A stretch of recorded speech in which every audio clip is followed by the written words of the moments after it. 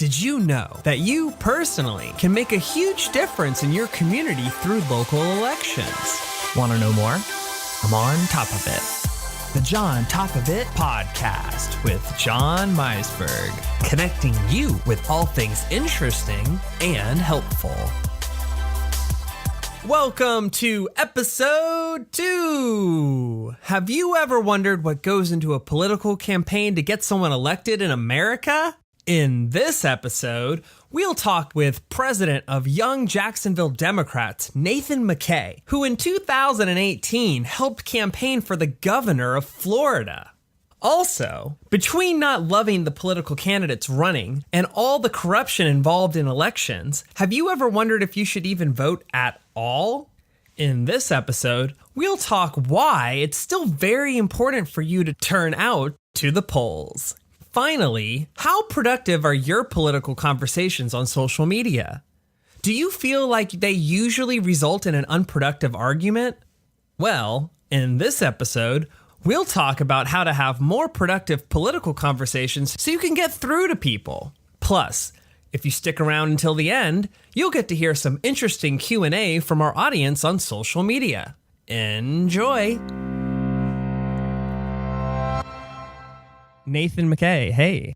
How's it going, John? Thanks for being on the show. I want to begin this interview by talking to you about your political experience. So recently, in 2018, you helped campaign for Andrew Gillum, who was the Democratic nominee for governor of Florida. Yeah, so I ran the field operations for the Duval Democratic Party in Jacksonville, Florida, and that was for the governor and also the Senate and local candidates as well. So I worked on a few different campaigns, but my specific focus was Duval, and basically just voter turnout was what I was focused on, turning out as many Democrats as possible in Jacksonville. And what were some of the methods that you went about doing that? We kind of had it in two phases. So there's the pre-election phase, and then there's the actual election. So I got involved about a year before the actual election was happening, and we tried to figure out ways to increase turnout way in advance of the election, because, you know, when you're a year out from the election, most people don't really care about it. So if you knock on somebody's door and say, hey, in a year, there's going to be an election, you should vote, people are going to look at you like you're crazy. It's not going to do anything. They're going to forget. Yeah, and they're going to forget anyway. They'll be like, oh yeah, I'll vote in a year. Okay, this is a weird conversation. Why are you here? So what we did is we looked at a lot of the numbers for voter turnout in Florida. And unlike Washington, which is a vote by mail state, everyone gets a ballot here. In Florida, most people vote in person, and then a percentage of people vote by mail in Florida. And you have to request a mail ballot. And what we found is that people that voted by mail were a lot more likely to actually vote during the election. So we spent maybe the 9 months approximately before the election cycle really started ramping up, focused on registering people to vote by mail that were Democrats or non-party affiliates that would lean Democrat, basically. So we would go around knocking doors and saying, hey, you know, it looks like, and let me just back it up a little bit. When we would knock on the doors, we would target people that would not typically vote in midterm elections. So we had all the data on who votes and who doesn't vote. What kind of people fall into that category? A lot of young people. Mm-hmm. But I mean, we saw, you know, older, middle-aged people, but typically most young people don't vote. So we would have a lot of young people on the list, and then some middle-aged people, and it was a good mix, but a lot of young people as well. So we would target people that wouldn't typically vote in midterm elections, but would normally vote in presidential elections. So let's say, you know, you're John Doe and you voted in 2016, but not 2014. You'd be on our list, and we would come knock on your door and say, hey, John, we want to make it easier for you to vote. Do you know about vote by mail? And then we would try to get them to sign up right there and fill out a form that basically gets them to get a mail ballot in the mail. And we did that because we know that statistically speaking, more people will vote if they actually just get a mail ballot, because it's super easy, like it is in Washington. Yeah. So we did that for about 9 months, knocked thousands of doors. We also did some mailers, and we did some text messages to people as well, encouraging them to vote by mail. And we did some online media. So we made some videos. We did some Facebook ads, stuff like that. I suppose if you can't have election day, a national holiday, then vote by mail is one of the next best ways to get people to participate. Yeah, they've done tons of studies on it, and it's states that have vote by mail, they have a higher turnout than states that don't. I've always imagined a system where I just had a government app on my smartphone, and it's like, here's this election, type in your social. Who are you voting for? Touch the, you'd probably have 100% turnout if there's a system like that. Maybe not that high, but there's probably open to hacking. Not very safe, huh? So, well, tell me about what it was like to campaign for a governor. What was the experience like for you? I know it didn't have necessarily a happy ending, but I'm sure there were a lot of lessons learned and a lot of valuable experience you got out of it. Yeah. It was the only job I ever had where I worked 7 days a week and I wasn't dreading going into work or feeling like it was a job, which I think is unique to any work I've ever done. It didn't feel like work. It was a lot of work, don't get me wrong, but it didn't feel like a traditional job. And also the people you work with, it's a very unique experience working with people that everyone, for the most part, that you're working with has a common goal of trying to get this person elected. You guys have a common set of values and beliefs for the most part, and you believe in them, and you are just pushing as hard as you can to try to get this person elected. And it's like one of those rare things, because when you work a normal job, people talk about like a company vision or our morals and beliefs and statements, but nobody really buys it when you're at your job. People may, yeah, okay, that sounds nice, but a lot of employees are there for the money. Yeah, you're there for the money. In politics, people are not there for the money because the pay is terrible. And so it's like everyone there, for the most part, has like central beliefs and values, and they're pushing them and are super motivated. And you can just feel that, especially the closer you get to election, like the sense of excitement and just like tension and anxiety and work. And you're like, oh my God, did I do everything? Like, you don't want to wake up the day after the election and be like, oh, if only I had spent a few more hours canvassing or made a few more calls, we could have pushed over the edge. I went back and looked at the results of the election. I believe it was 49.6 to 49.2, and it was like a difference of 30,000 or so votes. When an election ends as close as it does, I imagine when you're campaigning to help somebody get elected, you do think, did I do everything? Was there something I could have done that would have made that difference? Yeah. Yeah.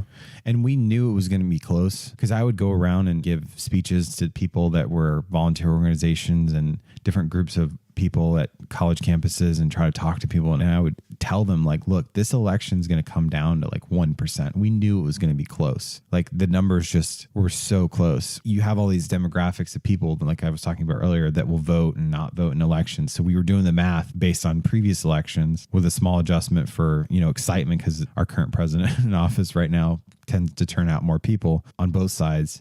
So we knew there was going to be a bump there, but we knew it was going to be close. And we're like looking at this, we're like, okay, when I would go and talk to people, I'd say, this is going to come down to like 1%. Your vote is really going to matter. I think people believe that, but also didn't at the same time. I know, especially in Jacksonville, I would talk to some people that they're just not voters and they're like, no, it doesn't matter. I'm like, it's going to come down to the wire. And I remember after the election, I talked to them too. And I'm like, did you see the election? And they're like, yeah. I'm like, okay, do you believe in voting now? And most of them are like, yeah, I think it matters now. And then of course you have a few people that are still like, oh no, it still doesn't matter. It's still rigged. I think some people are jaded because they've just experienced people giving them kind of similar stories. Like you see homeless people with signs that say, I'm $12 away from getting that suit I need for the job I start tomorrow. Yeah. And then they're out there a week later and then a month later. No suit. Right. So, I mean, it's very motivational, but some people, they just don't trust easily, especially when it's attached to politics. And I get that. But in your case, you were absolutely telling the truth. It was that close. Yeah. Well, I think that is a problem with politics is a lot of people lie. So you don't say.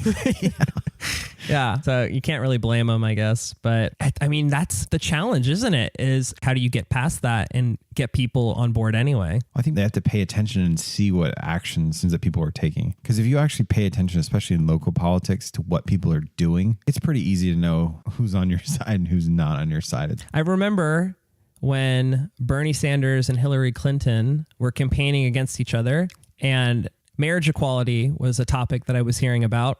And a lot of Hillary supporters, I remember reading about, oh, she supports it. And I remember a lot of Bernie supporters commenting on different posts on social media. Yeah, but since when? She only recently came around. She evolved on that issue, and that Bernie Sanders has supported marriage equality since the 70s. Yeah. And so, like you said, I think you do need to look at what their actions are and like what's their track record of what they've actually been doing and not just what they're saying because they think it's a popular thing to say now. Yeah. And I actually had the pleasure of meeting Bernie Sanders' campaign manager during the election cycle. And that was one of the things he said was one of the reasons he worked for him. The guy actually originally owned a comic book store before he worked for Bernie Sanders. Oh, neat. Yeah. So he's like not the typical political guy. And he was like, oh, you know, one of the things I like about Bernie is he's been consistent with his views and beliefs forever. And that's one of the reasons he worked for the guy. So you've met some interesting people through campaigning. I was creeping on your Facebook a little bit and I saw a picture with you and Joe Biden. Yep. So did you meet him through your campaign work or was that something else?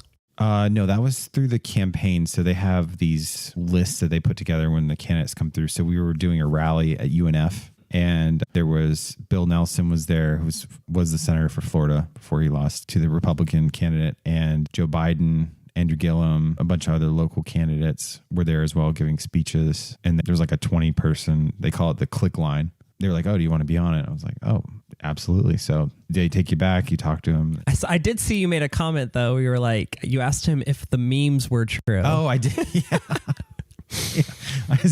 Yes, I forgot about that. That is. Yeah. Yeah. I said, what memes were you talking about? I said, are the memes of you and Obama true? And he looked at me and he smiled. He goes, yeah, most of them are true. You know what's amazing about that question is that means that he just acknowledged that he's seen them. Oh, yeah. He's definitely seen them. I always wonder about that. Like when there's something popular that takes off about like a celebrity, does it make its way back to them? So we've talked about what it was like to campaign for the Democratic governor, but we haven't talked about why did you get involved in campaigning in general? What drove you to want to participate in all of this? What is the spark inside of Nathan that's like, I need to do more than just vote. I need to get more involved. The day after the election when Trump was elected. That was the moment. Yeah, that was the moment. I was pretty pissed off. I think a lot of people are pissed off and can relate to that. And I was like, oh my God, how did this happen? Like how? This doesn't make any sense. Felt like an alternate universe in some like crappy television series show where they had some crazy politician that was elected and it was just part of the show. And I remember I called my brother up the day after the election. I was like, what? I used some rather colorful language, but I was like, what the blankety blank is going on? Partisan politics aside, most people thought this was a TV show host or like a hotel investor, not a president. Yeah, nobody took him seriously. And that was the biggest mistake, I think. Yeah, so I totally understand when he got elected, people were taken back. I mean, think of where we came from. How do you go from Obama to Trump? That was, I think, the craziest thing. It's like you have someone that's so intelligent, articulate, so liked. Like his popularity ratings were like great. And then you go a dumpster fire overnight. It's just crazy to me. So I called him and was like, this is ridiculous. And I was pretty upset. And he's like, well, you should get involved. He just threw down the gauntlet, which my brother does. That's his like way of talking. And I was like, well, what am I going to do? I don't know anything about politics. He's like, you would be surprised. Get involved. I was like, what am I going to do? He's like, it doesn't matter. Just go to your party, local party, and offer to volunteer. And I'm sure you'll be able to help. And he said, I did it in DC because my brother has his master's in public policy. He used to work in DC before he moved to Austin. So he has a lot of experience in government, in policy. He's testified in front of the Texas state legislature, Senate, stuff like that. So he has more experience with this type of thing than I do, not on like the political side, but more like the policy side. He said, you should get involved. I'm sure that they could use some help from you. I'm like, all right, I'll go and see what's up. And I went, and it was the party at the time in Jacksonville was not doing great, to say the least. A lot of things were very up in the air, convoluted. A lot of people were angry coming into meetings. People were like yelling like, oh, how could you let this happen? And we need to do something. It was like all these people wanting to like take leadership of the party that were just shown up, which is not a good way to do things. And it was kind of crazy at the time. But yeah, so I got involved after the election and just kind of was trying to figure out how we can turn out more voters and make sure this doesn't happen in 2018 and 2020. And it's interesting that you didn't necessarily know what you were going to do, but that you just had faith that a path would be revealed as long as you got involved, or at least your brother did. Yeah. I think there's a famous quote that says 80% of getting the job is just showing up. Yeah. And so if you put yourself in the right place, like a path can be revealed to you that maybe you can't foresee. Yeah. So that kind of segues into what I was going to talk about next is say that there's like a listener out there that really cares about a certain issue and they want to make a difference, but they don't really know how. Like, how do they get involved in government? Do they start locally? Do they go campaign for somebody who is already running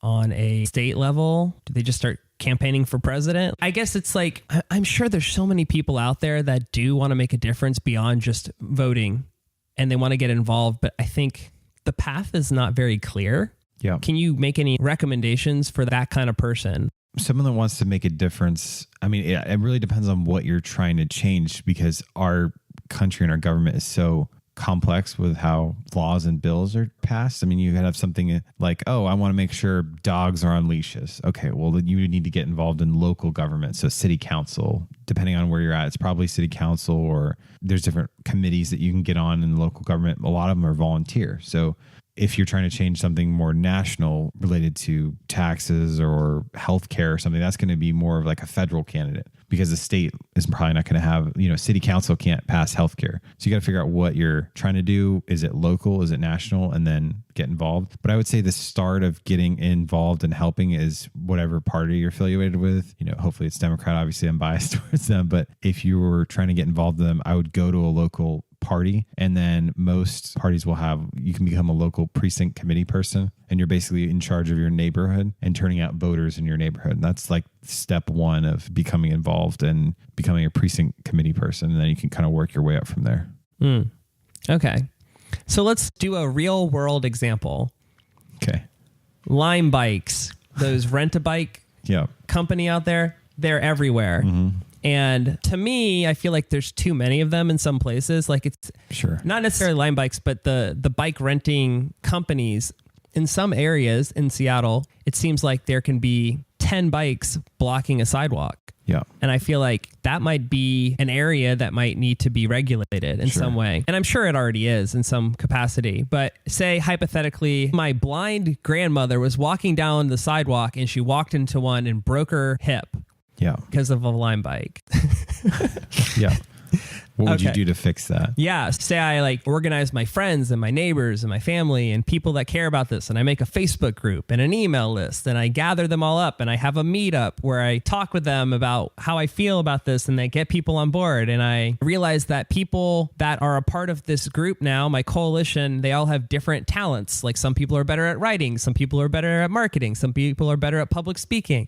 And then you start staffing people on your coalition to focus on different parts of your initiative. Yep. And then once you have that, then you all attend a city council meeting together, or you all show up somewhere together to represent yourself as a group, as a coalition. Well, I think what we would do so let's say in your hypothetical, you think they're underregulated. I think so. Yeah. And it's not fair to Linebikes. I think it's the bike renting industry is underregulated and they get abandoned everywhere. I've seen them in lakes. I've seen them in highways. All right. I've actually looked into Linebikes to figure out how they came to Seattle and how it works and all those things because I think it's interesting because we didn't have them in Florida. But so with Linebikes, in your hypothetical situation, grandma's tripping on them. The first thing you'd want to say is, okay, what branch of government controls this, right? Is it local? Is it national? Is it federal? Or is it state level? Is it local, state, or federal?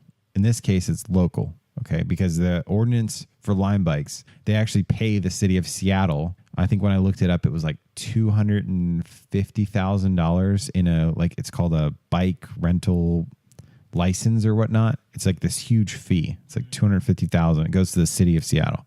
So they have an incentive to rent out these Linebikes to keep the Linebikes here because they're getting paid a lot of money to have these licenses. And they do this to a few other companies that are also here.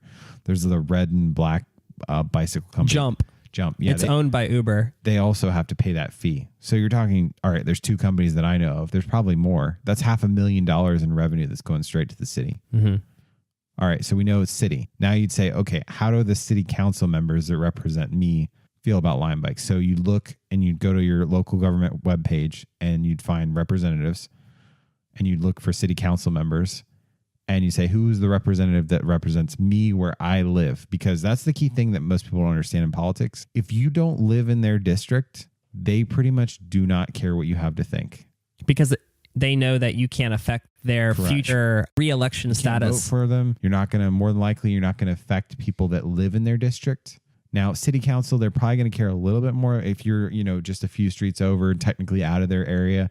They're going to care what you think, but still not as much as somebody that lives in their district. So if you are not a constituent, you don't live in their district, probably not going to care what you have to think. If you do live in their district, they absolutely care about what you think, and especially on the local level, because these people are not, they don't get a lot of press. You probably don't know who your city council person is. Most people don't. They don't get a lot of press. They don't get a lot of attention. And in the elections, they're typically low turnout races because people are like, oh, the president's important. City council is not important. A lot of time people just vote down the party line. Yeah, that's true. But I've noticed that when it gets to city council, sometimes they don't put down whether or not they're Democrat or Republican. Yeah. Why is that? The city votes on that. Because they think that people will just vote down the party line and it's not fair. Yeah. Well, the thing about it is like party line, especially in local politics, I think is completely asinine because people will think, oh, I'm going to vote for a Democrat or a Republican in Seattle City Council because I don't believe in abortion or I believe in abortion. It's like, well, they have nothing to do with abortion. They're city council. They're like, is your trash on time? Are your schools getting funded? Are you tripping over Linebikes? Sure. I mean, I think it's irrational, but I'm sure there's people out there that think, oh, well, if this politician is against abortion, then I trust them more to handle my trash. It doesn't really make a whole lot of sense, but I guess that might be where some people are coming from. Yeah. I don't think having the partisan label with local politics is a good idea because you remove the label, it forces people to actually research who the candidates are.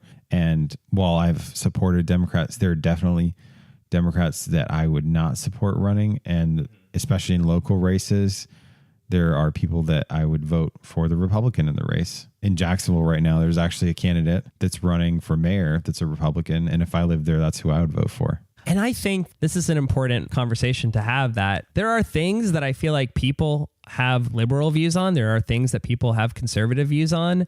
And I think it's important to understand where you stand on individual issues themselves and really rank order that and prioritize what you really care about the most and cross-analyze that to how is it going to impact the country? What's best for the country that you live in and for the people around you, and not let a party affiliation necessarily determine your vote. I think that that's a more logical way of going about voting. Yeah, absolutely. For sure. I mean, you have to look at the issues. You have to look at the candidate's track record. I mean, there are people that are, even in Jackson, there's a Democratic state representative that votes Republican, but they just have a D next to their name just because their district is gerrymandered. So much rather have, somebody else running in that district. But the Linebike thing, though, just to wrap that up, because you did ask about that. Let's finish. So you figure out who controls it. So in this case, city council, you'd figure out who your representative is. Then you'd want to reach out to them, because a lot of times you can fix these things without having to build like a huge coalition. Sometimes you can email them or call them, and they're typically pretty responsive. So you could say, hey, my grandma tripped over a Linebike, broke her hip. I don't think this is right. She's a blind grandma. Blind grandma tripped over a Linebike. I don't think this is right. You email them, and he or she emails you back and says, yeah, you know what, John? I hate Linebikes too. I've actually been campaigning against it. Will you join my anti-Linebike coalition? Because that could happen. Mm-hmm. And then you say, oh, yeah, I'll definitely get on the bandwagon here. And now you have an ally in city government, and you can say, how do I help with this? They might say, oh, we have a meeting next month to talk about Linebikes. Can you come and speak? A lot of city government has open mics where you can come and speak in front of the city council and actually talk to everyone there. I'll do you one better. What? I'll have my blind grandmother come and speak. There you go. That'll be very convincing. Yeah.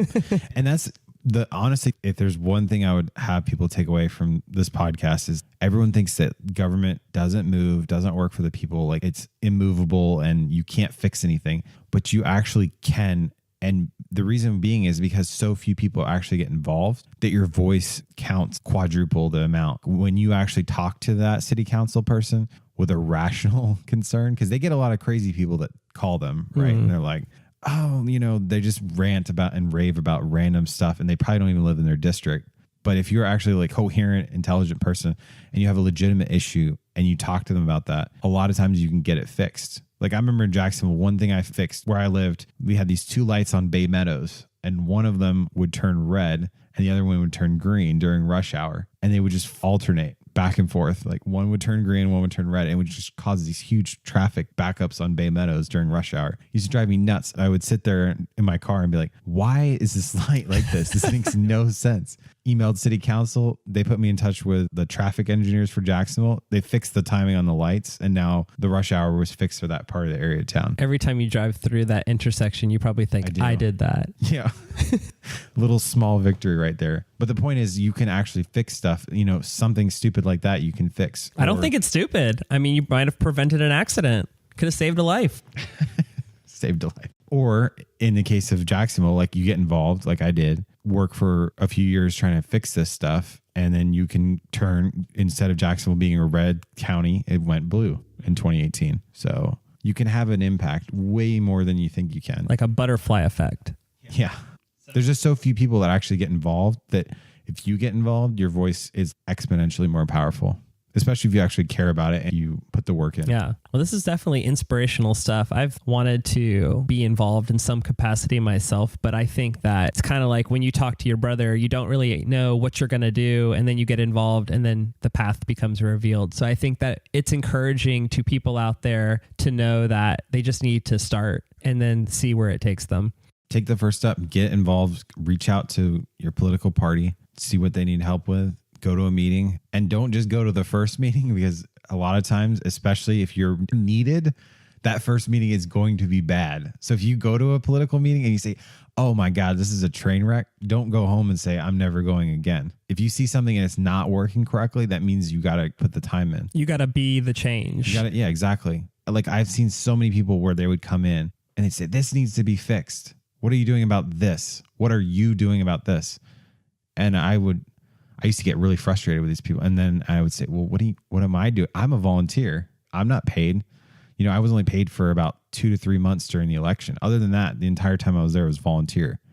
So it's like, what am I doing? What are you doing? What can we do together to change this? Yes, that's a legitimate concern, but what are you willing to put in with my help or our help together to change this? You can't just come into an organization and start yelling at people like, oh, you need to change this. You need to fix this. You need to do that. Okay, well, what are you willing to do to help fix? Yeah. I've had managers in my career always tell me, don't ever come to your supervisor with a problem without a solution. Yeah. Or at least be willing to be a part of the solution. Be a part of it as well. Correct. Yeah. Just as an aside, before we move on, I think that with the Linebike situation, the more thought I've given to this, I think the onus is on the customer. So what's happening is Linebike has hired helpers that come out and reset the bikes and put them in places where they're supposed to be. Mm-hmm. And those places are out of the path of people. They're usually in the grass somewhere. Or in the lake. They don't put them in the lake. But they put them in places that are okay. It's fine. I think what's happening is customers, they are abandoning ship and leaving the bikes in places that are not good. And so I think personally, what I think needs to happen is there needs to be more regulation on the bike sharing companies for them to push the customer to leave the bikes in places that are not putting anyone in harm's way, keeping them off the sidewalk. And if they don't do that, somehow penalizing them financially to encourage them to do it. There needs to be some kind of motivator to the customer to keep the bikes off of sidewalks and areas where people can run into them. That's the way it would go down if I imagined taking it to a government. Yeah, I mean, a simple hypothetical solution would be when they go to exit the Linebike, they have to scan at like a designated drop-off spot. Well, I think that's part of the appeal of Linebike is that you can just leave it anywhere. That's the appeal, but that's also the problem. Well, I don't think the problem is that you leave it anywhere. It's leaving it somewhere in a pedestrian's path. As long as it's not in a pedestrian's path, I personally don't have a problem with it. But you go downtown and, you're walking to your bus and you literally have to walk around them. They're just left on the ground like litter, And I'm sure there's people that eventually come pick them up that work for the company, but it does really kind of feel like a virus on the city. Anyway, okay. So big segue time. So we've talked about your involvement with state government elections. Mm-hmm. So now I want to pivot in discussing federal government elections. Pivot. Now, you're a Democrat. Shocker. And obviously, you didn't want Trump to win in the 2016 election. We've covered that. But let me ask you this. From somebody that has the experience that you've had in politics, why do you think he won? I think I've heard this from Elizabeth Warren gave her announcement speech on Twitter and Facebook. I don't know if you saw that or not, but she talks about Trump as the symptom, not the actual cause. And I think one of the things that we need to realize with Trump is it's not necessarily Trump is why he won. He's more of a symptom of issues in our country that it kind of bubbled up to the surface.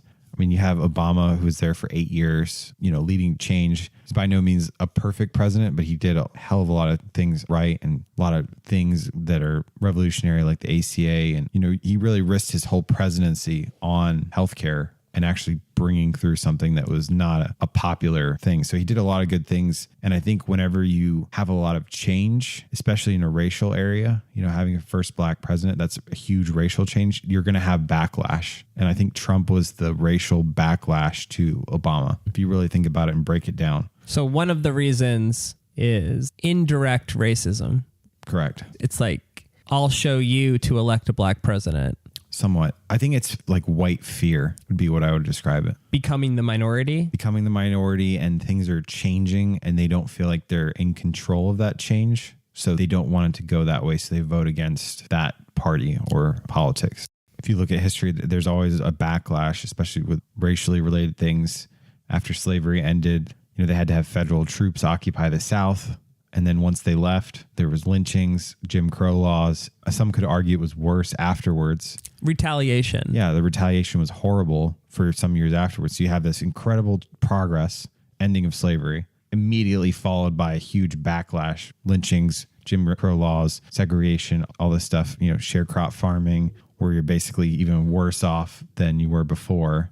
But I think that's one thing is the backlash. And then the other part you have to consider is like the Democratic Party has flaws, which became super evident in the election. Mm-hmm. You're touching on that some people disliked Hillary more than they disliked Trump. I'm not even talking about I'm just talking about just the party in general does not operate the best way.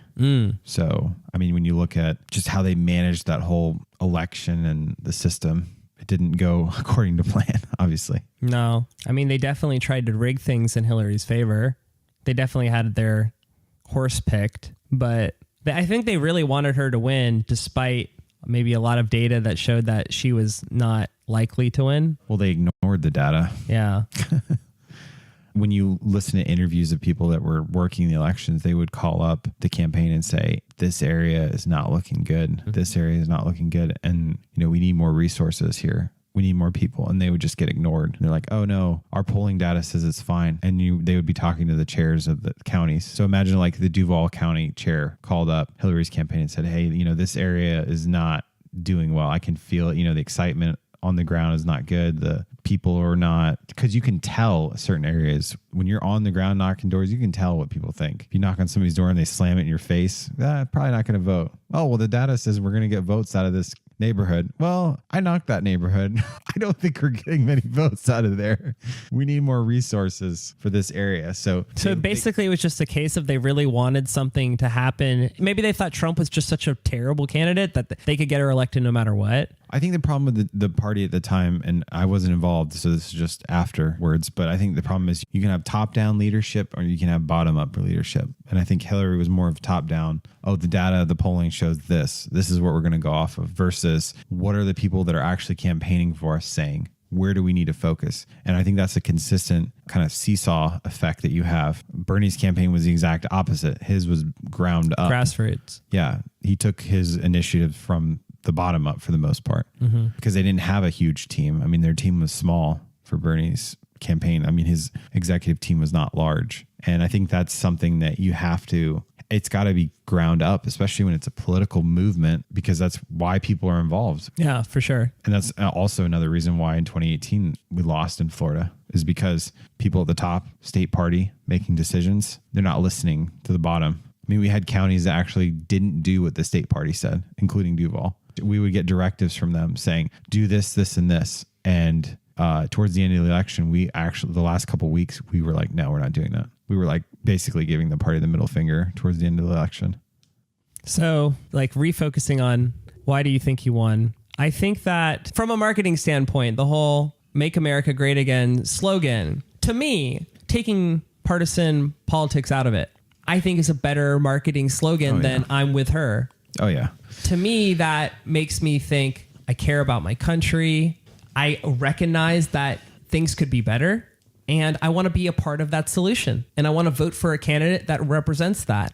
Yeah. And coming from somebody who leans more liberal, I still think that that was a better message than saying, I want a female president. Yeah. Or to just hyper focus on biological sex. He just had a stronger, not just a better slogan, but just feel like his marketing campaign was just better in general. And he really knew how to work the press to get a lot of free publicity with the antics he did and the things that he said. You could sometimes just kind of tell that he would say things just to get a rise out of people and get a rise out of media, which would then get him wall-to-wall coverage and drown out all of his competitors. Like, he really gamed the system. Oh, yeah. Well, the press is why he got elected, if you really think about it. Mm-hmm. He would say, just like you said, some crazy outlandish thing, generate press, drown out everyone else. And then while he's in this scandal of his own creation, he would just repeat his own things. We're going to build the wall. I mean, if you really think about that, that's like the dumbest campaign slogan ever.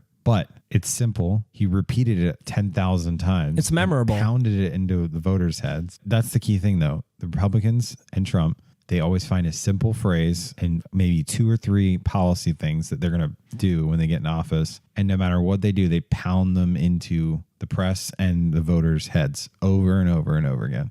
Make America great again. Build the wall. Deport illegals. This is what we're going to do. And they just repeat it over and over and over again. And Democrats are like, oh, well, the solution isn't that simple, because it's not.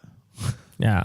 Building a wall is not going to do anything. But that kind of ties into the xenophobia that a lot of Americans have with people coming here to take the jobs. They don't understand why unemployment is bad or quality jobs are not here as much, and they want someone to blame. Well, they want a simple solution to a complex problem. You build a wall and all of a sudden we'll have tons of great jobs here, and that automation or outsourcing of labor will all of a sudden just magically not become a factor anymore.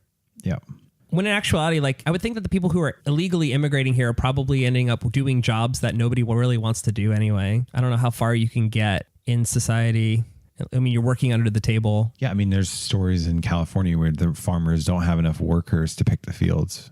Another key point that people brought up is that he was a political outsider, that he wasn't a career politician. And some people thought that that made him more qualified to be president. And some people thought, no, that's exactly why he doesn't belong there. What are your thoughts on that? It's just like not politically qualified. It's like he wasn't qualified to do anything. Like, he's not even a successful business owner. He's bankrupted like all of his companies. So, but just looking at him from the perspective of he has not worked in politics all his life so that one day he could potentially achieve the highest office in the land. You know, the typical path, people, they join the military, then they try to get involved in government and work their way up the ranks, and then maybe one day they can do it.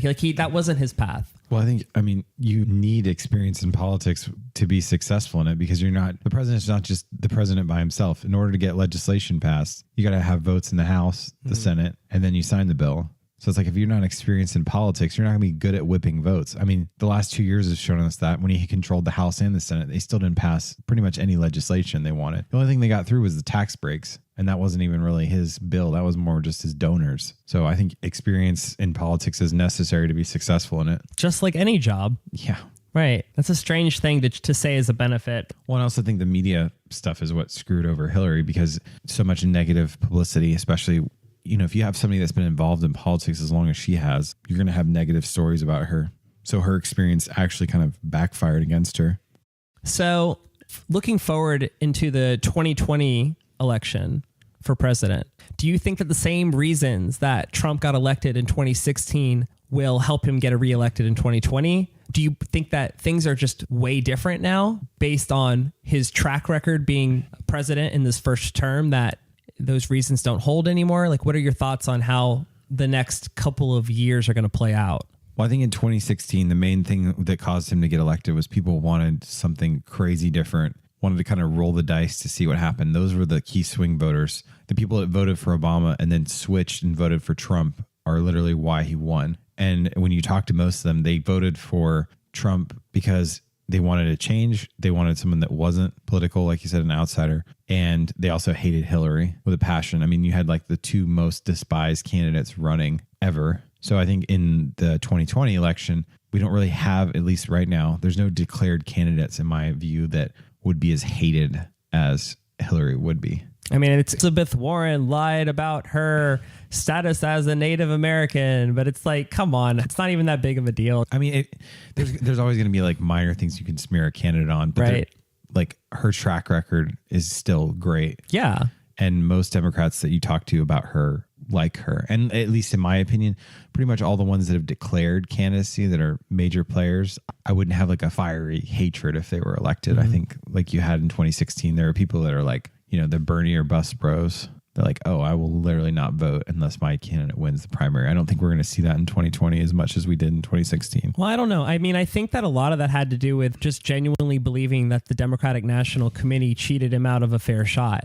And if that happens again, if everyone gets behind a candidate and then they feel like the DNC totally gets in the way of the people deciding, then it's possible that there could be the same kind of situation. Well, I think they've changed quite a bit since then, so I don't think we'll see that. In what ways? I'm not an expert on this, but if you look up some of the stuff, the DNC has put forth more resolutions in their internal organization to be a lot more transparent and not support a candidate, even though one could still argue that in 2016 they were sort of rigging the election, but not really. So it's interesting that you bring that up, because I wrote a few things down about that. I read that almost all of the DNC leadership backed Hillary, despite statements saying that they intended to stay neutral. Debbie Schultz, in particular, colluded with the Hillary campaign despite instances that she hadn't and wouldn't, eventually leading to her stepping down to take a job with Hillary in the wake of the DNC email leaks.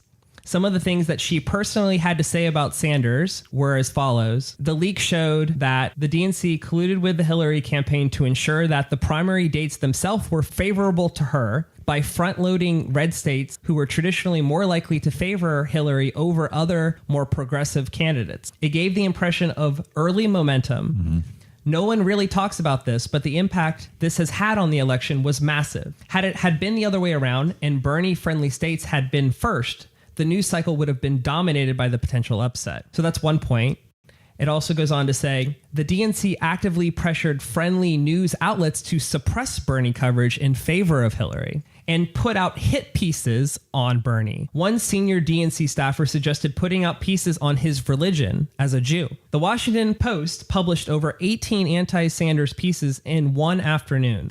There was a culture at the Democratic National Committee that ridiculed Bernie, his teams, his supporters. The emails showed a level of disdain that was pervasive. So, I mean, clearly they had a favorite. Oh, yeah, absolutely. I don't honestly know how you prevent that. I mean, it's politics, though. Someone's always going to have skin in the game for one of the candidates. You're never going to stop that. There's always going to be a bias. Yeah. Yeah. I mean, because a lot of the people that are in politics in these parties are consultants, or they have friends that are consultants that get paid by these candidates, or money is moving around because of the candidates and who they work for. So, you know, you have a vested interest in candidate A winning over B because that means you're going to make more money in the election. You have an ulterior motive. Yeah, exactly. Or you've been involved with that person for a long time. The only thing I would say that with that is like a lot of the so-called scandals, like the joint fundraising letters that people always point to as like the collusion between the DNC. Bernie also had letters with that same thing written. So it's like, oh, really? Yeah, because I mean, the key thing you got to understand is you have to have coordination amongst the candidates before you actually get elected on the primary. Because if you have no connection to the DNC prior to you winning the primary, you just like a wall is between you and the DNC. You have no, affiliation, no bias, none of that stuff, no relationships, right? No fundraising joint letters, which Hillary and Bernie had.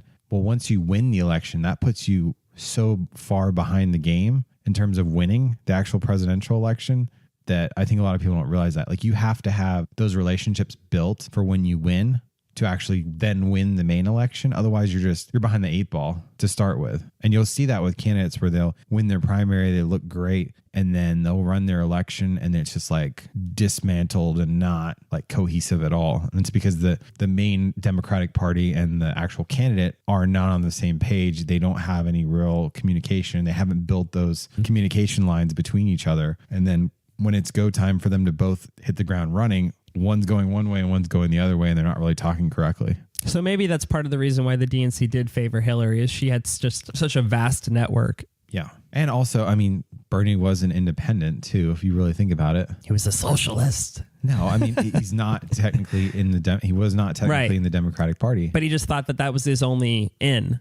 Like that he would not have a shot running third party. Yeah, well, he didn't run the third party because the data on third party says it's a stupid idea. Mm-hmm. It's like so asinine. Don't run third party. No one's ever going to win in our current system with third party. You're just going to screw over the Democrat. It's basically throwing it away. Yeah. Well, it could be screwing over either party. And Jill Stein, the Green Party, was being funded by Russians because they wanted her to peel away votes from Hillary. Through like a dark super PAC? Yeah. So third party is there to take away votes from the Democrat. So yeah, like if Bernie had run third party, that potentially could have taken away votes from... It would have been a landslide. For Trump. Yeah. Because it would have attracted more Democratic votes. I mean, I heard from some analysts that it would have potentially taken some Trump votes as well, because there was a movement of people in America that wanted change. There was some overlap between Bernie and Trump in the sense that they both were going to bring about change, just they both had drastically different ideas of how to go about it. Yeah, but the amount of peel off that you get from Republican voters for third party versus Democratic third party is like insane. There's more loyalty to the Republican Party. They will vote Republican until they die. I see. So basically, in our current state, voting third party is basically throwing your vote away. Now, I know there's been talk about moving our voting system from a first past the post voting system, where the person that gets the most votes becomes the elected choice, to ranked choice voting. So for the listeners at home, I wanted to give like a quick explanation of it. The way that ranked choice voting would work is that voters rank the candidates for a given office by preference on their ballots. And then if a candidate wins an outright majority of first preference votes, so in other words, like 50% plus one, he or she will be declared the winner. But if, on the other hand, no candidates win an outright majority of first preference votes, the candidate with the fewest first preference votes is eliminated. And then all first preference votes for the failed candidate are eliminated, lifting the second preference votes indicated on those ballots. And a new tally is conducted to determine whether any candidate has won an outright majority of the adjusted voters. And the process is repeated until a candidate wins a majority of the votes cast. Mm-hmm. Basically, you could vote for Jill Stein, and when she gets 1%, it then goes to your second vote, which was for Hillary, and then Hillary gets all your votes. And people can't shame you into saying you voted for Jill and you threw your vote away. Now Trump's going to win. Correct. It's you voted for Jill. She didn't win. And now your second preference is Hillary. So your first preference vote for Jill rolls over to Hillary. Yeah. And it also has the added benefit, too, with third party, because their positions and platform ideas can actually get a voice because people aren't threatened by them. They're not thinking, oh, I need to squash this third party person into oblivion. You can be like, oh, some of these policies that they have are actually legitimate. I think those are a good idea, because they know that they're not going to get the win, but their ideas can actually be heard. Mm-hmm. And people can actually feel like, oh, I can vote for a third party. I just think it would just open up more ideas and make it less one party versus the other. There would be more ideas. I mean, they did it in Maine this last election, and it turned out pretty well from my understanding. So, yeah, if we had ranked choice voting in the last presidential election, Bernie Sanders could have run as an independent. It would have been interesting to see what percentage of votes he got, just to see the state of the country. Mm-hmm. I would love to see that, not just a primary, but the presidency election itself. And I think that ranked choice voting just overall better reflects the majority of voters, instead of just settling for the lesser of two evils, quote unquote. Yeah. You know? And you could actually see which parties would start to take hold. You know, if you have a third party that's running and they get 5%, and then the next year they get 20%, you know, people could actually start taking them seriously. But right now, none of the serious voters that actually understand right now in your current system, you're just throwing away your vote. None of those people are going to vote for a third party, even if they actually think that they have good ideas. So then they never actually get taken seriously. It's kind of like circular chicken or the egg. So 2020 election, what do you think are the big issues that are going to be on the table? I know that something that's going on right now, February 17th, is Trump just declared a national emergency to fund his border wall project that he first said Mexico was going to pay for, and now we're going to pay for it. And then first he asked for $6 billion, and now he's getting $8 billion. And I think that immigration will probably be something that will end up in the presidential debates. Do you agree with that? I think Trump will try to force the conversation. It's going to happen. Yeah. Yeah. He thinks that's the only issue he can win on is immigration. So because it feeds into the xenophobia of Americans, that people are afraid of people coming here illegally and either taking our jobs or bringing in anything potentially dangerous that could harm us. And he thinks he could just win on acting as the protector. Yeah. And it's a problem that appears to have a simple solution, which is the Republicans' favorite topics to discuss. What's really frustrating to me about that whole conversation is that, from my understanding, the main way that people immigrate to America illegally is they overstay their visa. They fly here legally with a visa and they just don't leave. Yeah. And so where's the conversation about that? Well, that's too complicated to have. Because they don't know what to do? No, because the biggest thing you have to understand is they don't actually want a solution to this. They just want something to repeat and cause fear, which motivates their base to turn out and vote. So it's less about a solution and more about just mobilizing people. Creating an emergency. I mean, because they controlled the House, the Senate, and the presidency from 2016 to 2018, and they didn't pass anything for the border wall. And then once the Democrats took over the House, now it's a national emergency. That doesn't seem a little convenient to you? Well, from what my understanding, the reason why he couldn't get the funding going through Congress is the Democratic Party, they wanted to attach something for DACA. Democrats wanted protection for DACA. And he vetoed it because he was told that that would not play well with his base. And so he had the ability to get the funding if he did that, and he declined. And then he's like, I bet I could just get this done myself and I don't need your help. And it's setting a really bad precedent that a president can just bully their way into whatever they want. It kind of seems, it's kind of scary to think about. Well, I think I'd like to use his own tweet, which was back when Obama was in office. He said using a national emergency is basically like circumventing the Constitution. And it's not correct. And now he's doing the exact same thing. Hypocrite. And it will get caught up in courts and probably shot down and then end up in the Supreme Court. So we'll see what happens. They've already have a lawsuit filed against it. What do you think are some of the other main issues that are going to be on the table for the 2020 election? Healthcare. That'll probably be the number one thing. Whether or not they're going to continue with trying to appeal Obamacare versus trying to introduce a single payer plan, or... Well, I don't think they're going to try to remove it now because it's unpopular. To get rid of Obamacare is like, that's a really bad platform now. So instead of trying to get rid of it, they've just been trying to kill it via lack of food. So instead of, they removed the individual mandate, which basically just cuts the legs out from, Obamacare. Because if you don't have to have everyone insured, then your risk pool is now only sick people. So the premiums are going to go up. So instead of getting rid of Obamacare, they're going to make it as crappy as possible so they can be like, oh, well, Obamacare was bad. Yeah, because they're sabotaging it. Yeah. Which is the style, again, that's a common tactic of Republicans. They'll say government's bad, government doesn't work, but they're the ones throwing the wrench in the actual government. Obamacare sucks. Yeah. Well, why did you vote to make it terrible? Because it sucks, but you made it bad. No, it's bad. Oh, okay. I mean, if you don't want something to exist anymore, that's a pretty solid strategy to try to make it go away. I mean, I don't agree with it, but I understand it. So healthcare, immigration, jobs, the economy. If the economy stays the way it is, jobs will obviously come up, but I don't think it's as critical.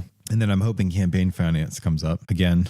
Yes. Have you seen that video from that congresswoman that was out about... Cortez? Yeah, there's currently a viral video going around from New York Representative Alexandria Cortez, where she highlights the need for campaign finance reform. Yeah. And for my listeners out there, if you haven't seen this video yet, go watch it. I'll link it in the show notes. This is something that everyone should see, understand, and desire to change. And in the video, she talks about how elected officials take special interest money from secret donors to fund their campaign. For example, the secret donor could be the Russian government. And then that elected official, they help pass legislation that can benefit the donor. And so it goes even further to say things like they have the ability to buy stocks in companies or short companies before they pass legislation that could positively or negatively impact the stock's price. Insider trading. Yeah, it's totally legal. And so there's a lot of things that basically need to be addressed through campaign finance reform. And so she did a really good job at articulating that. So definitely check that video out. But what kind of campaign finance reform do you think we need? The biggest thing is need to get rid of corporations being treated like people. Companies shouldn't be able to donate unlimited amounts of money to a politician.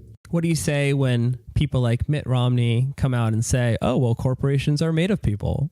Nathan? Here's the thing. An individual is limited on how much money you can donate to a presidential campaign. I think it's like, I want to say in 2016, it was like $2,500 or $2,600 in the primary and then $2,500 or $2,600 in the general. So if a corporation is a person, then why don't we just limit the amount of money they can donate to that amount? They should be limited, but they can just put it into a pact or a super pact, which then hides the money. So you're basically, as a person, you cannot compete with the funding that corporations can do. Even if you're a billionaire, you start your own company, use that company, then donate to the campaign. So the smaller person doesn't stand a chance against these giant corporations, especially in local politics when most people aren't paying attention. In Florida, one of the biggest things that drove me nuts, I would look through the campaign contributions from different companies. And I remember there was one company, it was Comcast, and they would donate to both sides, Republican and Democrat, that were running, just so that they would have like a voice. And they would do it to basically every candidate that was out there. And that's a pretty common practice because it's basically hedging your bets. Yep. You're just like, I'm going to give you guys both money. When an anti-Comcast bill comes across or net neutrality or something like that, you're going to kill that bill. Yep. Otherwise, when you run again next year, I will not give you money. And oh, by the way, instead of giving, $2,000 to your opponent like I normally do, I'm going to give $30,000, and now you're really screwed. Especially in these smaller elections. I mean, you figure, in Jacksonville, I helped a lady, Tracy Polson. She ran her campaign, and those house races, you figure about 200,000 is like the average. I mean, I think hers was like 500,000 because it was a really competitive race, but you're talking a large amount of money, but not really when it comes to a company. Comcast buying a couple smaller politicians at the state level to make sure that the state can't do anything to affect their business is peanuts. That's a great investment. This makes me think about how America is called a republic. It's not really, though. It's really a corporatocracy. Corporations they're like the puppeteers of our politicians. They kind of are running the show. And so not only do we need them to be limited in how much money they can give, but we need that to be public, transparent, so that we know when Elizabeth Warren stands up there and she's talking on an issue, maybe she has a badge on her outfit, just like a NASCAR car that says Exxon Mobil. Oh, I'm for the environment. Yeah. I mean, that was like Marco Rubio. Remember that town hall he had after the Pulse nightclub and then a high school shooting in Florida? I remember that. Rubio had this big town hall where he's talking about guns and gun regulation and all this other stuff. And it's like, well, this guy that we know of, all right, not through super PACs, but actual money, he's taken like almost $500,000 from the NRA. It's like, do you really think he has your best interests in heart? Do you really think he cares about gun regulations when he's got $500,000 leaking out of his pocket from them? And they're going to say, well, if you do anything to restrict guns, better hit the street, Rubio. We'll fund your primary opponent. And those races are even more competitive. They're even smaller. It just kind of goes to show how even if you technically were like, no, I don't want to play by your rules. And then they say, well, if you don't do what I say, here's what's going to happen. Like you said earlier, I'm going to give $30,000 to your opponent. I'm going to primary you. It's just a rock and a hard place. Yeah. No, and then you have to be somebody that's like super charismatic and can build a grassroots effort in order to combat that. I mean, like Cortez has not taken any PAC money. She doesn't take money from, like these slime ball corporations. And that allows her to play actual correct. And then she's able to call people out on their BS. But most people in politics are not going to be able to do that. especially if you're in a swing district or something like that, being able to stand up and not take the corporate money when your opponent will is like, it's almost suicide. So it's like you're only left like survivor bias. You're only left with the people that are taking the corporate money in most of these districts, unless it's like a super Democratic district where the voters are only going to vote for a Democrat. So it's really hard for these companies to like buy their way in because the people that are voting are educated and they'll see right through it. Does the corruption in politics ever depress you? Oh, yeah. Yeah, because you can't fix campaign laws unless you go through Congress, which is bought by corporations. It's like you want them to police themselves. Yeah. Good luck. Yeah. I mean, what do you do about that? That's a tough one. I think you just have to be educated about who you're voting for. That's really the only way you combat it. If people are able to get bought out and not pay attention to it, then you're at a disadvantage. But if people pay attention, I mean, Bernie really started the trend for that when he was like, my average donor is $27. I'm small, grassroots, no PACs. And there was a really famous image that went around the internet that showed a side-by-side between Hillary and Bernie and where their money came from. Yeah. And you looked at Hillary's donors and it was banks and pharmaceutical companies and oil, big oil, Wall Street. And then you looked at Bernie Sanders and it was all unions, small donors. Yeah. Yep. I feel like that spoke volumes. Yeah, exactly. And it's like, I think that's the key thing with like politics that I look at. It's like, I care what you say your policy is, but at the same time, it's like, what are your actions and who are you being funded by? Because at the end of the day, that's all that really matters. I can be like, oh, I hate big oil. I hate Wall Street. But if I took millions of dollars from them, do you really think I'm going to do anything? No, I'm going to do like a bunch of fake laws, or I'll put like a law forward that I know will die in Congress. Like I'll just be like, oh yeah, here's a law that will really screw over the oil companies. And then be like, oh, by the way, everyone else don't vote for this law. And then when I run for re-election, be like, I was tough on oil. I put forth the law that said oil companies are blah, blah, blah. And we'll beat them back. Political grandstanding. Yeah, exactly. Yeah. In the 2016 election, there was 55% voter turnout. Mm-hmm. First of all, is that good? Is that bad? I mean, I don't think that's great. No, I mean, it'd be great for it to be 100. 2018 was like 75, 78% in Florida. So people are definitely know that they need to vote now. It's almost like Trump getting elected was a motivator. I mean, that's why you got involved. Yeah, that's true. But there's people out there that just won't vote for one reason or another. Like what we talked about earlier, younger voters, some of them are just kind of lazy and mailing it in works better for them. Yep. Maybe they just don't make it out on that day. But some people just don't like either candidate that's running.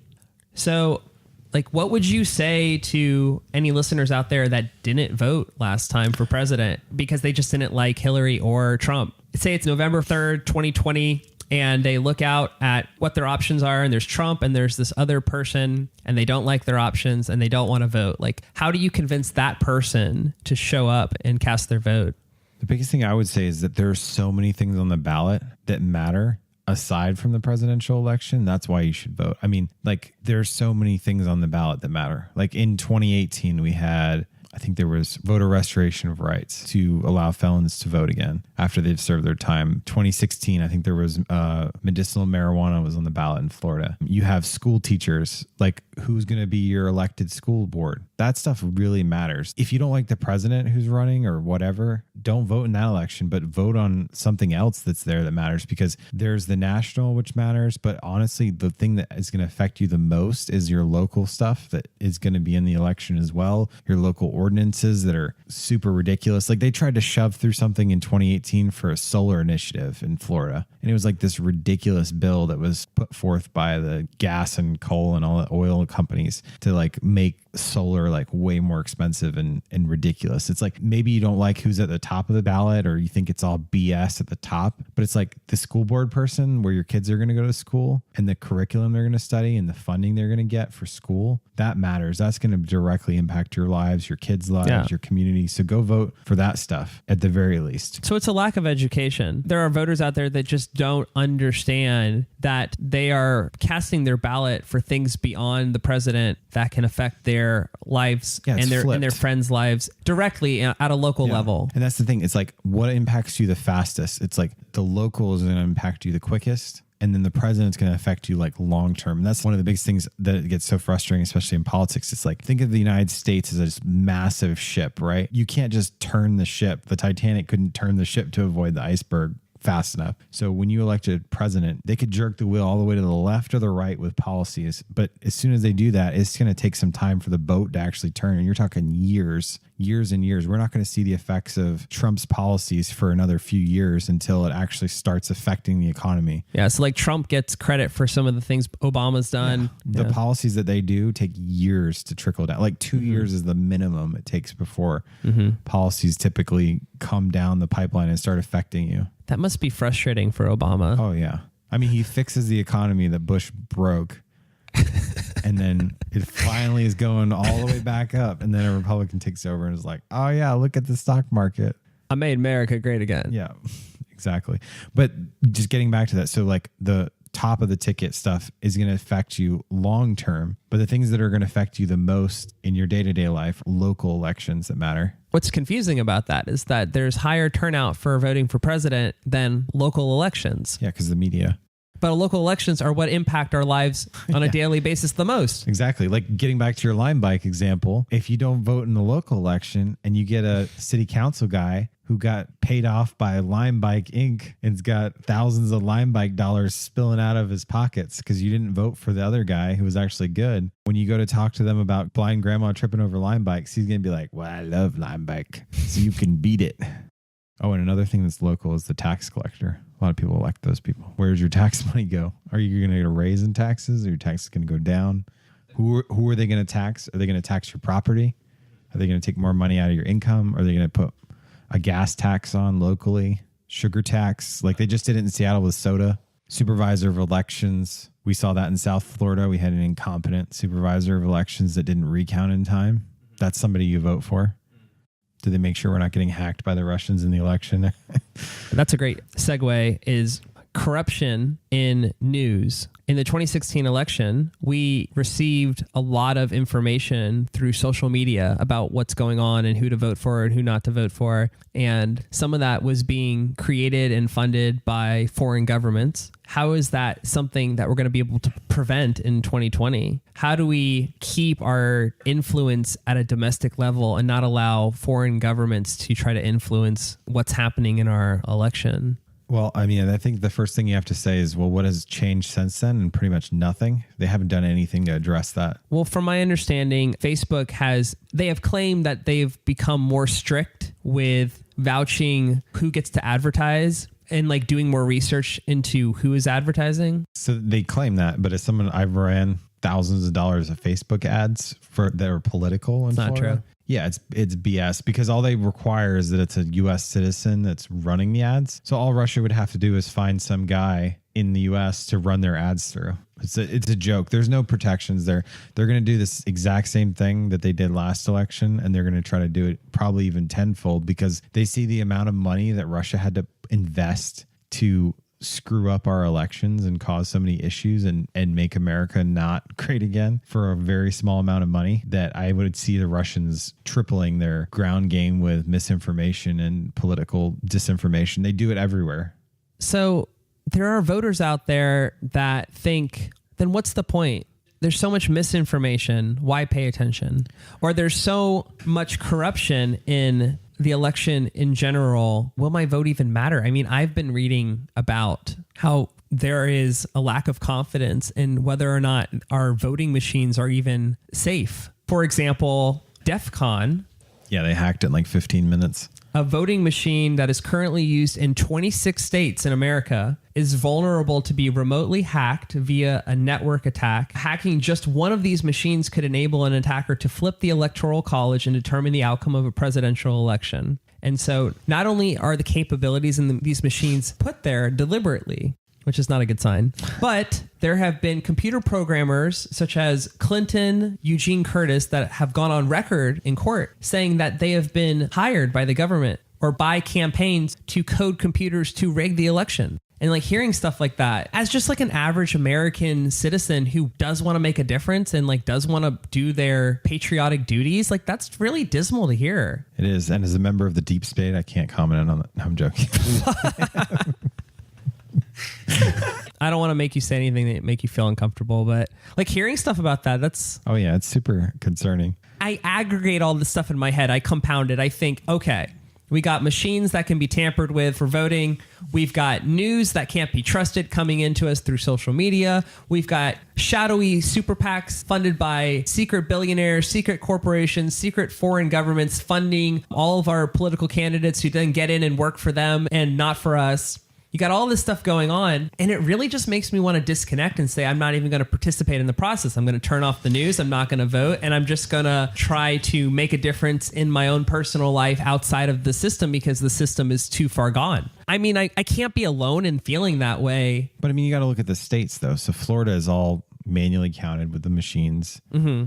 I viewed the process where they actually test the calculations. They have all these boards of people that are on multiple parties. So you have a Democrat, Republican, and then you have independents that they do like these test counting with the machines while it's running in Florida, at least. So that was something I was actually legitimately concerned about when I got involved. And I went through and was like, okay, how does this work? How does this work? Talked to the supervisor of elections. You know, they do manual counts in Florida. So they'll run the machine through and then they pull like 1,000 of them and then they manually count them to make sure that it's tabulating with what the machine is counting. So they have a lot of things in place to try to prevent like a hacking in Florida, at least. And then in Washington, it's all like paper ballot mail that's counted as well. So there are states, I think, that are more vulnerable than others, but at least the ones I've lived in, the hacking thing is a concern, but it's also like there's other things in place to prevent that. So I think it's a legitimate concern, but when you dig into it, you'll actually find that like, okay, there's somebody that's actually worried about this and it's more secure than we're led to believe it is. Mm-hmm.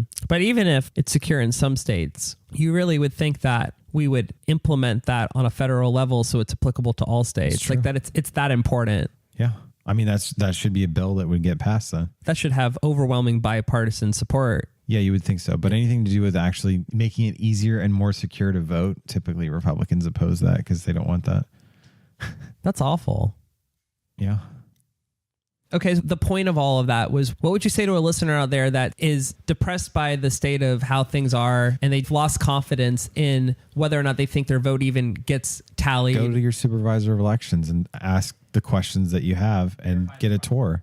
Verify the process. Yeah, most places you can take a tour of your supervisor of elections and say, how do I know my vote's secure? How do I know someone's not hacking it? Obviously, they're not going to tell you their computer security, but they can walk you through the process. They did a tour. All the ballots from the U.S. mail, they go to a separate warehouse that's locked up. They count them. They do the counting process I just talked about. They have independent panels from both political parties that watch. When we actually did the recount in Florida at midnight, on the day of the election, I actually went to the supervisor of elections with the chair of the party in Duval, and we watched them do the recount at like 12 in the morning. And they were like, we're watching them do the machines and the recounts and the ballot challenges and stuff. We were like all sitting there. We had the party there actually had 2 lawyers that would sit and watch and like raise objections if stuff was not going correctly. So there are a lot of people that care about this stuff, that care about the integrity of our democracy that you never hear about. I mean, there was an attorney in Florida, but she literally like, that's her job. Every election, she volunteers her time, not paid. She's an attorney and she just literally makes sure that nothing goes wrong with the Democratic process. She's like an attack dog, basically. She'll like anything happens, they'll file lawsuits against like supervisor elections for not counting things correctly. Like they'll be like, oh, I want to see how you did this. Oh, this machine isn't working. What the hell's going on with that? I mean, there are people that are like so passionate about this stuff that they don't get news coverage because it's not interesting. Like some lawyer sitting in an office counting ballots next to the supervisor, that's not newsworthy. It's not sexy. Yeah.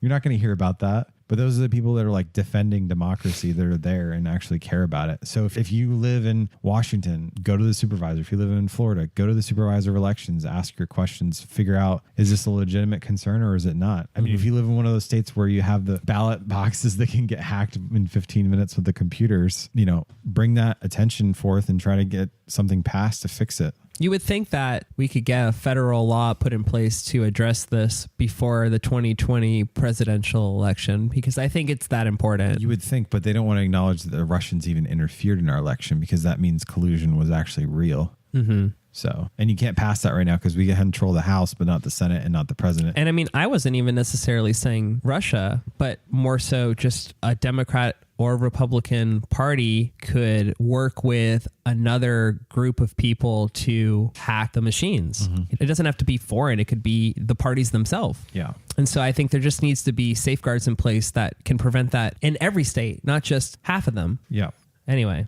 Stalin was famous for saying, "It is enough that people know there was an election. The people who cast the votes decide nothing. The people who count the votes decide everything." And hearing stuff like that is just very alarming because you know that in other countries, it's kind of like theater. Yeah. That they just want to make people feel like they had their say, but it's kind of condescending because it's like Putin, what does he get? 99% of the vote? Yeah. Come on. Yeah. I don't know. So I talked about fake news earlier. Yeah. What do you think American voters should do in this upcoming election to be aware of what is fake and what is real? I've noticed that a lot of older people seem to fall for it. Just based anecdotal experience, just on my Facebook, I see a lot of the older crowd passing around websites from sources that I have never heard of. You know, just URLs that are just out of just a totally random place. And maybe I'm answering my own question here, but maybe people just need to be more aware of their sources. But what would you say that people can do to not fall for absorbing fake news as truth? That's a tough one because to me, it seems like such a common sense answer. It's like, why aren't people doing this already? But I mean, know where your sources are coming from and then actually read them. Especially on social media, you have people just sharing articles and not even reading it. There's like The Onion is a great example. People will like share The Onion articles and not even realize it's satire. I love that. Democratic candidate turns out to be Satan and like share it. I knew it. Yeah. Like, oh, I knew that was true. Yeah. There was, who was it? Ted Cruz shared an Onion article on his Twitter or whatever. He thought it was real. So, I mean, actually reading the article and then knowing what the sources are and is it reputable and who owns it. I mean, like Rupert Murdoch is like this crazy right-wing guy from Australia who owns all these companies. He owns Fox News, right? Mm-hmm. He also owns the Wall Street Journal. Which a lot of people don't know. Yeah. It's like, oh, Wall Street Journal, reputable news source. I trust them. It's like, yeah, but they like edge the truth and then they like throw in like this bogus stuff every once in a while to try to screw with you. Or like, okay, what's the good news? Or Washington Post, they're owned by Jeff Bezos. Okay, so what is his stance? Is he interact with them? Does he tell them what to say or what not to say? When you look into it, he has a strict policy on no intervention and also anything to do with Amazon. He tries to like put a wall up between him. Does that actually work? Well, that's questionable. If you see an Amazon article on the Post, maybe you look at another news source. I was just about to say that recently in the news, Amazon pulled out of setting up HQ2 in New York, and Washington Post did an article on it where they were actually pretty fair all the way around. Yeah. You know, they didn't cut corners. But that's the Post, though. They're always going to put punches up. They're the ones that broke the Nixon story and stuff like that. So the editors for the Post would resign if somebody came in and was like, oh, you're going to start publishing what we want. They would be like, well, screw you. I'm out. But it's refreshing to know that even though Jeff Bezos, the owner of Amazon, doesn't force his newspaper to also only do pro Amazon pieces and try to spin things when it's not positive. Yeah. But I think that's what you got to look at with the news source. You can't just flutter around on the internet and find random pieces of information and be like, oh, this is fact. It's like, who is a reputable news source? And then actively go to them for your information, not just randomly find stuff. Can I tell you what I think is like the number one thing that's going on is that like super high percentage of people read the headline and that's it. Yeah. Absolutely. And they share it. How many people do you think actually read the article? It's got to be low. How many people actually read anything? I mean, it's the same problem on Reddit. Yeah. Like people will upvote, downvote things based on headlines, and you'll go into the comments and people are like, all these comments are so ignorant. None of you read this article. Yeah. And that's a big problem. It's like they just want to quickly get the facts and move on. They don't want to read it. Maybe a good tip for people is like actually read the article before you start spreading things. Yeah. That would be an easy one. Yeah. Well, in theory, but it takes time and effort. So the 2016 presidential election results for the popular vote was 46.1% for Trump to 48.2% for Clinton, which was a difference of 2.1%. It's pretty close. And so it kind of points that we're somewhat of a nation divided. With that said, I think it's natural to see so much political debate on social media and at the dinner table with your family. I know in mine, it's like that. And with that said, I think that there is an opportunity for us as Americans to upgrade the quality of our conversations so that, you know, we want them to be more civil, but ultimately we want them to be productive. Like, what's the point of even discussing these things with people when we disagree with them, unless we're trying to win them over to our way of thinking? And if it isn't accomplishing that, and we're ending up attacking them, and that's the dead end of the conversation, like what's the point of that? So I was just going to ask you, like, what do you think would be some of your recommendations to accomplish having more productive political debate with somebody you disagree with? Because I know this is going to be happening a lot on social media leading up into the next presidential election. We're going to see lots and lots of arguments and bickering on social media. How can we do this more productively and in a civil way? Well, the first thing I would say is arguing with someone on social media about politics does not accomplish anything whatsoever. I think the biggest thing you have to do is, instead of talking about like a candidate or a party, find out, if you're trying to convince someone or turn them one way or another, find out what specific policy issue directly impacts them and then discuss that policy. Don't discuss politics in general or a candidate or something like that. Figure out an actual policy that has real world implications for them. So let's say you and I are talking and you're on the right, I'm on the left. Okay, well, is there something to do with healthcare? Have you ever had anyone in your family that wasn't able to get healthcare, was sick, or do you know anyone that's gone bankrupt for medical bills? Something like that, right? Where so they can relate to it and say, oh, yeah, this is a legitimate problem. Then talk about, okay, well, what do you think is the best solution to that? Do you think it's makes sense that if you get sick in this country and you lose your job, you can go bankrupt? Mm-hmm. No, most people say no. I don't think that makes sense. Do you think it makes sense that the number one cause for bankruptcy in the US is medical bills? Most people say no. And it's like, okay, well, what's the solution to that? Oh, I don't know. Or, I think we should do universal health care, or I don't think we should do universal health care. So talk about like solutions and real world issues that impact them versus Trump versus Hillary, if that makes sense. Because it's really comes down to the individual policies and what people think about them and what a solution is that can help somebody versus what the actual candidates are. The Socratic method is what you're describing. Asking questions and leading that other person to the answer that you want to provide them, but having them discover it themselves. Yeah. I think it's a very effective way to go about it. If they're open to actually having an honest discussion, which that's something you have to be careful about. Because if they're not willing to like have a legitimate, honest discussion where facts are facts, then there's no point in even having that conversation. If we can't agree that if you're talking with somebody and they don't agree with vaccines or basic science, global warming. Yeah, global warming. Oh, there's no such thing as global warming, or, even with the facts presented, then you should just move on and not even waste your time. Some of the things that I read was that you shouldn't assume somebody's motives for why they hold a belief. So, for example, a lot of people go after somebody who's anti-abortion and they say that it's because they're religiously motivated and your religion shouldn't dictate my choice as a woman. But that a lot of people out there who are anti-abortion maybe hold that stance for non-religious reasons. And so that we shouldn't be making the assumption of why they hold these beliefs, and instead be curious and let them tell you. Don't assume. Yep. I also came across 4 rules to follow in having a more civil and productive political debate. You were supposed to ask yourself, is what I am writing contributing to understanding? Will the resulting discussion be interesting reading for non-participants? How can I get to the root of the matter instead of floating at the surface? And am I fostering discussion, or am I egg slinging, like attacking just to attack? Mm-hmm. Yeah. But all good points around. But the biggest thing I would say with all that, though, is like, don't spend your efforts trying to change someone's mind in 2020. I've read a lot of books on campaigning and stuff, and they even talk about certain areas of town that if they don't support your candidate, don't focus on campaigning there. Ignore those areas. Focus on the people that believe what you believe, but don't actually go out to vote. Focus on that. So if you know there's a few people that are like-minded or pretty similar-minded to you, and you're trying to help for the 2020 election, don't spend your time arguing with the Trump supporters. Focus on the people that maybe don't think voting actually impacts, or maybe they think voting impacts, but they're just like, I don't know. Why would you pick the apple at the top of the tree with a big ladder when you could just pick the apple at the bottom of the tree with your hands? Exactly. Yeah. Get all those bottom apples first, at least. Exactly. Before you go after the more difficult people. Yep. For sure. But sometimes those apples at the top of the tree are your family members or your really good friends. And so it means a lot to you on a personal level to like get to them, Sure. So sometimes I feel like there's more to it than just higher and lower apples.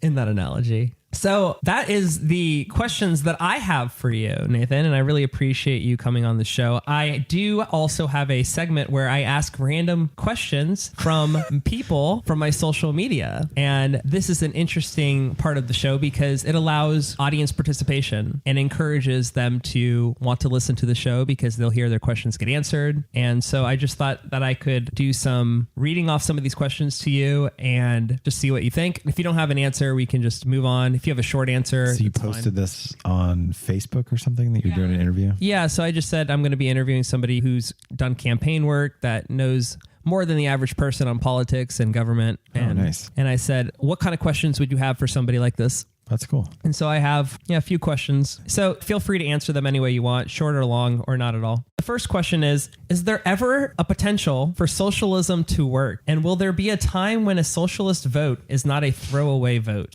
Kind of goes back to when we were talking about Bernie Sanders and running third party. Yeah. Well, I think the key question here for the audience that was asking the question, are you talking about democratic socialism or just socialism? Doesn't say. I'm assuming that they're probably talking about democratic socialism. And I think that when you're talking about that, I don't think democratic socialism will ever, at least in the next 10, 20 years, will get over that negative stigma that it has. But the policies that are put forth by democratic socialists are becoming accepted. And that's really what the end goal is with a lot of these things. So I think we're moving in the direction of democratic socialism with a lot of these particular platforms. I think we will get to universal healthcare, which is a socialistic policy. I think we're going to get there. All of Europe is pretty much there. We'll get there eventually. College tuition, New York State has already gone to adopt a democratic socialistic policy, which is free college tuition. So I think when you're looking at it in terms of that, I don't think someone coming out and running as a democratic socialist, it's going to still be harder for the next 10, 15, 20 years, just because the baby boomers and stuff have such a negative connotation with socialism that they're never going to vote for that. And they're the biggest voting bloc right now still. But the policies that are behind it, I think we'll start seeing them coming. And we're already seeing them come through. Obamacare got through.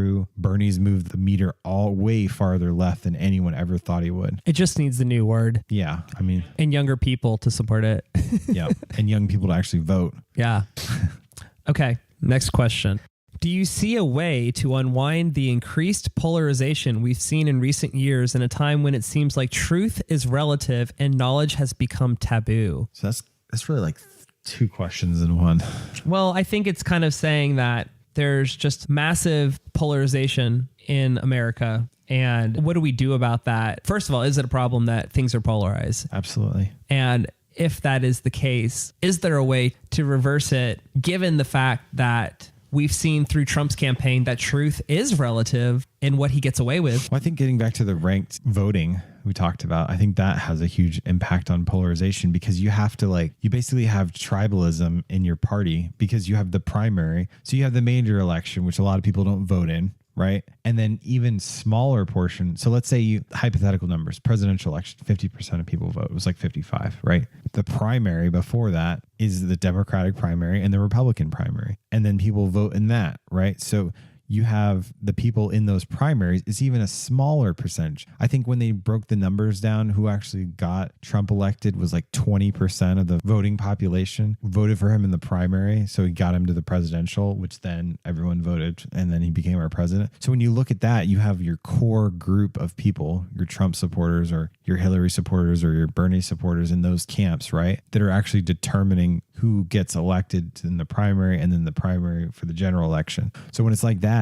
you have to appeal to your base. Otherwise, you're dead in the water before you even make it to the general election. And how do you appeal to your base? Basically, tribalism and partisan leaning. So it's super polarizing, because you have to be polarizing to get that excitement or loyalty in your base to actually turn out and vote for you. So ranked choice voting would eliminate some of that. Some of it, yeah. Yeah. But I think until you change the election system, there's an incentive to be more polarizing, because you can excite your base. Saying I'm going to build the wall is going to get more of your base to vote for you. And it's also going to be super polarizing.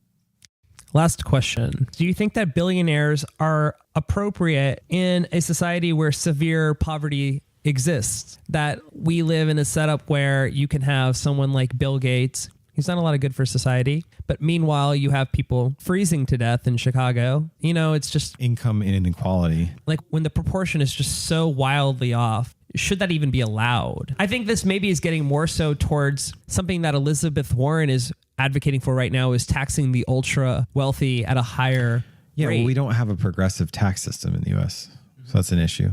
I mean, right now, if you make $50,000, you pay a certain amount percentage all the way up to your income, and it keeps going up to a certain level. But once you get over a certain amount of income, you're not really paying any more taxes. And then a lot of these companies aren't paying any federal taxes. The story just came out that Amazon didn't have to pay Yeah. Like billions of dollars or something in taxes. $0 in federal income. Yeah. What the heck? Yeah. I mean, they pay taxes in other areas, which is kind of downplayed. But at the same time, it's like you got to consider, like, if someone's making billions, they should still be paying taxes just like every other person would. Is the fear there that if we try to do something that they'll just move to a different country and operate out of that country? Yeah, that's a potential fear, but I think they've found that that's pretty much bogus. I mean, they did the tax cuts and there was no real benefit to the economy. It didn't trickle down. No. I mean, I think you have to have more progressive tax system. I wouldn't say like we need to French Revolution the billionaires. I don't think that's a effective strategy because then they'll just all leave. But if you make it more progressive, then I think it would work. I mean, you have billionaires like Bill Gates saying the tax system is broken. You guys are not taking enough of my money. So if you have a billionaire literally saying that, one of the smartest billionaires, you could argue, right? Yeah. Then clearly something's wrong. But that gets back to the campaign finance because these people pay money to get tax cuts through Trump. So if you have campaign finances broken, then they are going to put forth bills to give themselves more tax cuts. I also think that just because we decided to tax the ultra wealthy more doesn't necessarily mean that that money will be correctly redistributed to people who need it most. I just don't have a lot of faith that it would end up. Well, you don't have a lot of faith in the government because of the propaganda machine, which is convinced you the government doesn't work because they broke it. You can have it work correctly, though. In Europe, you have universal healthcare. It works. In Canada, right to the north, it works. So, and people pay more taxes in Europe and they don't look at it like it's this horrible thing. Like I remember my wife and I, Anata, we went to Copenhagen, Denmark, and we talked to a lot of people that were there and they thought it was interesting because they're like, Americans view taxes like this horrible, horrible thing that you get no benefit from. But in Denmark, they're like, yeah, we pay a lot of taxes, but we get a lot of benefit. We don't have to worry about healthcare. We don't have to worry about school. We don't have to worry about if you get sick. And I think if Americans had a similar setup, that more people would be on board. I know I would. Yeah, I mean, you have this incredible social anxiety that I think most Americans don't even realize. Like, oh, if I stop working, I could die. Like literally, I could die. No health care. I'll end up on the street. If I have cancer and I have nobody to help me, I'm dead. You feel like the safety net is not really there. In Denmark, it's like, oh, you get cancer, you lose your job. Well, yeah, it's going to suck, but you never have to worry like, oh, I could just not get my cancer medication because I don't have a job because I got cancer. Like, do you realize how weird that is? Like, you could get cancer, not be able to work because you have cancer, then lose your insurance because of the cancer, and then die because you can't afford your cancer medication because you don't have a job. It's a great system. Yeah, it doesn't make any sense, but they have a systems in other countries that work. We just got to try to model them. Copy it. Like, anything is better than what we have right now where it's like absurd. So there are systems that work, but people make too much money off of stuff to do that with the circular, campaign contributions and politicians and stuff. And then the fake news that convinces you, oh, if you go to socialized medicine, you'll have to wait 6 months for a checkup. Slow progress, but maybe one day we'll get there. I think we will. We'll get there eventually. Change takes time. Yeah. Well, Nathan, I want to leave you with the final word. I really appreciate you coming on the show, and I just wanted to give you the opportunity to leave the listeners that we have right now with any final thoughts that you may have or any calls to action, whatever you want. Yeah, I would just say, first off, thanks for having me on. And the biggest takeaway, like I said, is, in the words of my brother, get involved, do something. Don't just feel like you can't do anything, because you can actually get involved and make a big difference. We did lose in Florida, but we got a hell of a lot closer than I think anyone ever thought we did, within 35,000 votes. And I think that's one of the most rewarding experiences I've ever had, is volunteering and working on campaigns. And I think if you get involved, it can be incredibly rewarding. And if a lot of people did that, that's when you start to see the type of change that we've seen through Obama. So don't get jaded by the fact that we've taken a step back. Look at all the stuff that Obama got done and say, okay, in 2020, we can have that type of change again. If we work together and we push the ball forward, we can make some more things happen. All right. Thanks for coming on the show. Thank you for listening to the John Top of It podcast. If you want to know more about anything mentioned in this episode, visit johntopofit.blog for links and show notes. If you found this podcast interesting and helpful, please subscribe so I can automatically connect you to all things I find interesting and helpful in the future. Also, share it with your friends and family. I'd love to connect interesting and helpful info to as many of your loved ones as possible. Also, if you could leave me a positive rating and review on iTunes, I'd really appreciate it. This helps people find this podcast within a sea of other ones on iTunes. Finally, what do you need help with? Or what do you find interesting? Let me know on Twitter at JohnTopofIt. That's JONTOPOFIT. If you're selected, I'll use your input as inspiration for an upcoming episode. That's all for now. See you in the next episode.